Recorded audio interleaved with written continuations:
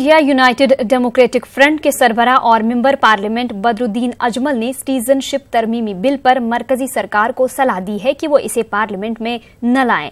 मौलाना बदरुद्दीन से बात की हमारे नुमाइंदे खुर्रम शहजाद ने। यूडीएफ चीफ मौलाना बदरुद्दीन अजमल हमारे साथ हैं। मौलाना, सिटीजनशिप अमेंडमेंट बिल को लेकर के 12 तारीख को सरकार कह रही है कि हम ये बिल जो है वो पार्लियामेंट में लाने वाले हैं, क्या कहेंगे? देखिए, अभी तक जो है लिस्टिंग होती है पार्लियामेंट में, कोई भी आना हो तो शुरू से उसकी लिस्टिंग होती है। लिस्टिंग में नाम नहीं है। मोदी जी हर तकरीर में ये कह रहे हैं कि हम उसको लाएंगे, अमित शाह भी कह रहे हैं लाएंगे, लेकिन उसके अंदर राज्यसभा में उनको मालूम है वो नहीं लाएंगे। ये हमको यकीन है कि वो हारेंगे। इस वक्त इलेक्शन के सामने है, वो अगर राज्यसभा में हारते हैं उसके बाद उनको दूसरी टैक्टिक्स करनी पड़ेगी। हाँ, तो वो सब करके वो कुछ भी अपना खेल कर सकते हैं क्योंकि वो रूलिंग पार्टी है, लेकिन उसका मैसेज पूरे मुल्क में बहुत बुरा जाएगा। इस वक्त भी इस विधेयक के खिलाफ पूरे हिंदुस्तान में लोगों में और पूरा नॉर्थ ईस्ट में तो इतना ज़बरदस्त उनको नुकसान होगा एमपी इलेक्शन में, वो इसका अंदाज़ा नहीं कर सकते। ऐसा क्या असर पड़ेगा कि आसाम के जो तमाम पार्टियां हैं और आप भी उसमें शामिल हैं, वो सब के सब इसकी सीधे तौर पे मुखालफत कर रहे हैं? किस तरह का असर पड़ सकता है आसाम? देखिए, सबसे बड़ा होगा आसाम की डेमोग्राफी चेंज हो जाएगी।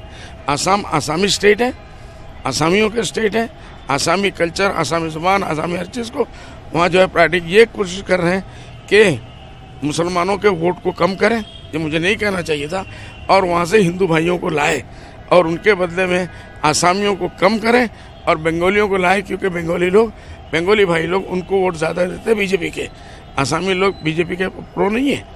तो इसलिए वो इसको इम्बैलेंस करके अपने वोट बैंक को बढ़ाना चाह रहे हैं। और आसाम को त्रिपुरा आसाम का हिस्सा था, अब वो बंगाली होगा। वहाँ चीफ मिनिस्टर जो बैठा है वो खुद बांग्लादेशी है। उसके शपथ ग्रहण में कम से कम 3-4 गाड़ियाँ बांग्लादेश से बैठ के उसके रिश्तेदार लोग आए।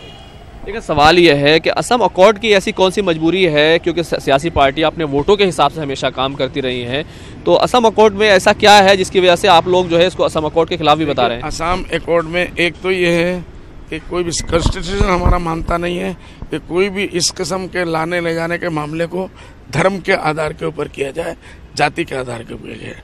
आसाम अकॉर्ड में सारी उस वक्त की पॉलिटिकल नॉन पॉलिटिकल पार्टियों ने मिल के एक अकॉर्ड हुआ था राजीव गांधी जी के साथ, और उसमें ये हुआ था 1971 25 मार्च 24 मार्च की रात को 12 बजे तक जो लोग भी इंडिया में आ गए उनको इंडियन मान लिया जाए, और जो नहीं आए 1 मिनट के बाद भी, 1 घंटे के बाद भी अगर कोई आया तो आज तक उसको फॉरेनर माना जाएगा। ये उसके खिलाफ है, ये उसको करना चाहते हैं। वो 1951 में, कोई कहता है 1961 में, इस किस्म की बातें करके पूरे आसाम अकॉर्ड को ही ख़त्म कर देना चाहते हैं। ये आसाम के आसामी लोग नहीं मानेंगे। सरकार बिल पार्लियामेंट में लाने के लिए कह रही है कि हमारे पास नंबर है इसको पास कराने के लिए। राज्यसभा में तो नहीं है, आपके पास हिसाब किताब है, वो इसीलिए अपनी झेप मिटाने के लिए ला सकते हैं, लेकिन इस वक्त वो लाएंगे और हारेंगे तो इलेक्शन में उनके खिलाफ। वैसे भी आज दिन ब दिन हम लोग रोज़ाना जो देख रहे हैं, जो टेलीविज़न के ऊपर वो आ रहा है, क्या नाम है, एग्जिट पोल, उसमें हर रोज़ मोदी जी का ग्राफ दिन ब दिन गिरता जा रहा है, अपोजिशन के लोगों का ग्राफ उठता जा रहा है। तो ऐसे हालात में उनको मेरा नेक मशवरा होगा कि वो इसके पीछे न पड़े। बहुत बहुत शुक्रिया। मिलकर तो मौलाना बदरुद्दीन अजमल ने साफ कर दिया है, सरकार के पास नंबर नहीं है, सरकार ऐसा ला रही है तो सिर्फ अपनी जो है फजीहत कराने के लिए ला रही है। कैमरामैन प्रहलाद के साथ खुर्रम शहजाद, न्यूज़ 18 दिल्ली।